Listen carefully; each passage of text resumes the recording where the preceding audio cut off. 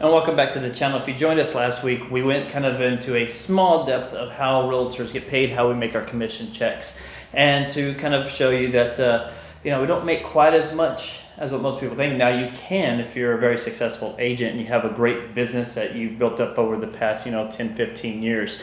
But what I wanted to do today was actually dive in a little bit further to show you all the details of why it becomes so expensive as a realtor to own your business. And whenever you see that you're getting an $18,000 commission check, of why that's not true, that you're getting $18,000, not even close. We wish it was that, but it's not always the case. So let's just break this down. Here in Corpus Christi, the average price of our home is $300,000. Now the average commission that you're going to get off of that is this total of 6%. Now if you listened to me last week, that 6% is broken up into two sides, the selling side and the buyer side. So off of that 6%, the buying side is going to get 3%, and the selling side is going to get 3%. So off of that $300,000, 6%, that's a total of $18,000 worth of commission that's going to be handed out that the selling side is paying for. So that's $9,000 for the buying agent, and that's $9,000 for the selling agent. So now we're getting into the crux of where does all of our money go? It seems to just disappear. Believe me, it usually does. Empty wallets. So from that, we have usually an average is a 25% broker fee. On top of that, here at Keller Williams, we pay a 6% royalty fee to use the Keller Williams name as well. So altogether, there's 31% that is leaving our pocket. So we get 69%, and Keller Williams takes 31%.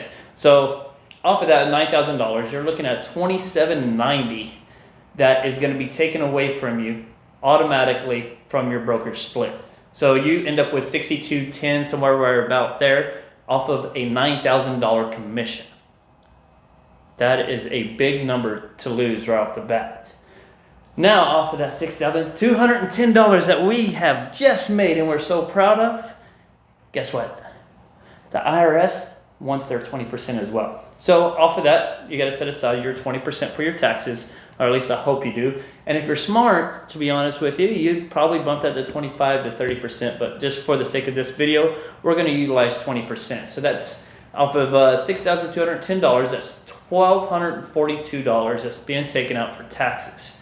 So that leaves you with right underneath $5,000, $4,968. That was off of a total of $9,000 worth of commission that was supposed to be for you. You're all the way down to right underneath $5,000. Now we have expenses.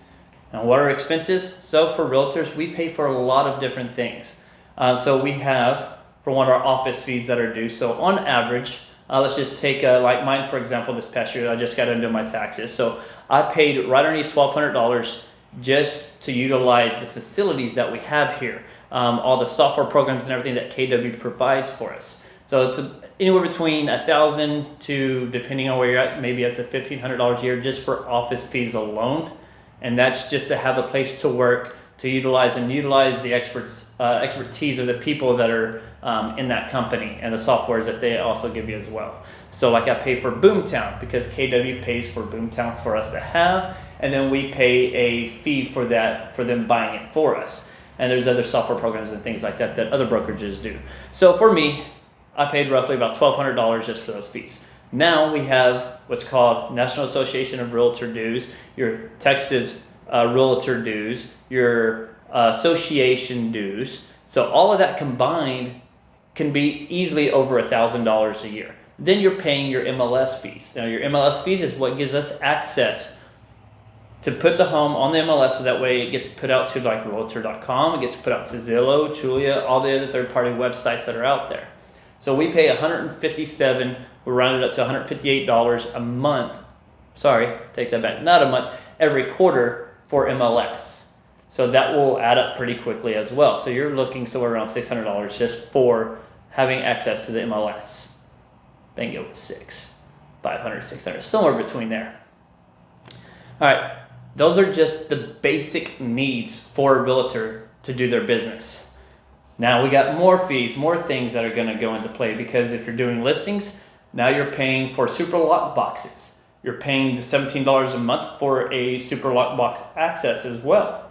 Not only that, you're paying for yard signs. Yard signs can run you anywhere from $150 to $400 a piece, depending on how badly that you want to make your awesome yard sign stand out compared to everybody else's. Now, what else do we have that we have to pay for?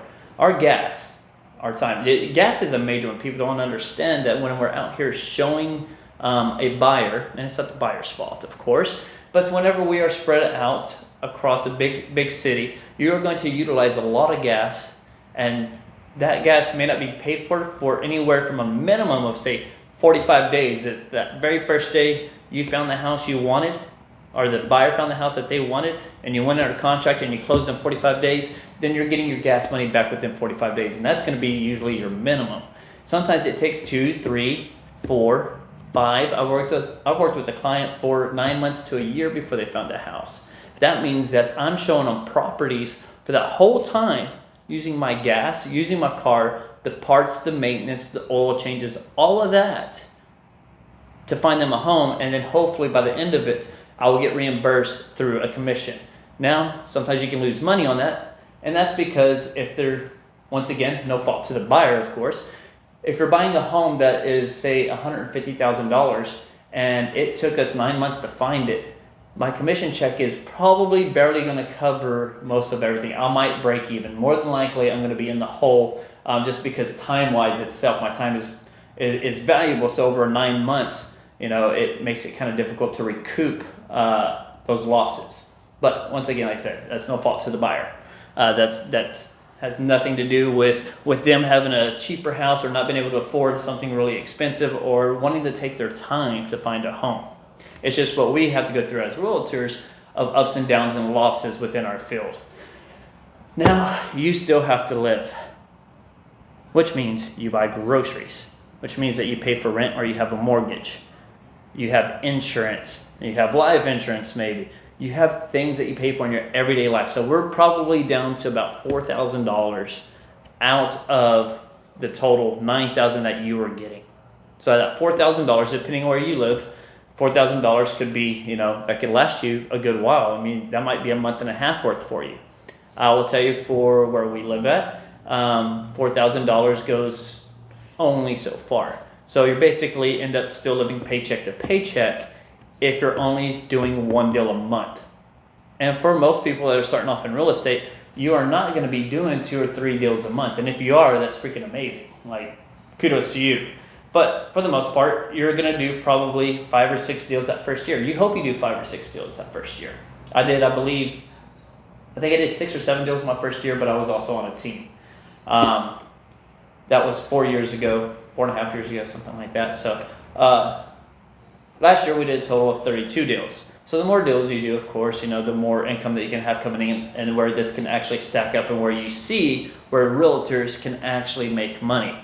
But for the most part, when you're starting off, this is a business, and it has to be ran as a business. There's a flow of people coming in, there's a flow of people going out. How are you generating this business, et cetera, et cetera, et cetera. And that's a topic for another video. But I just wanted to get in depth today to let y'all know, kind of give you behind the scenes a little bit of how realtors truly get paid and where most of their money goes to.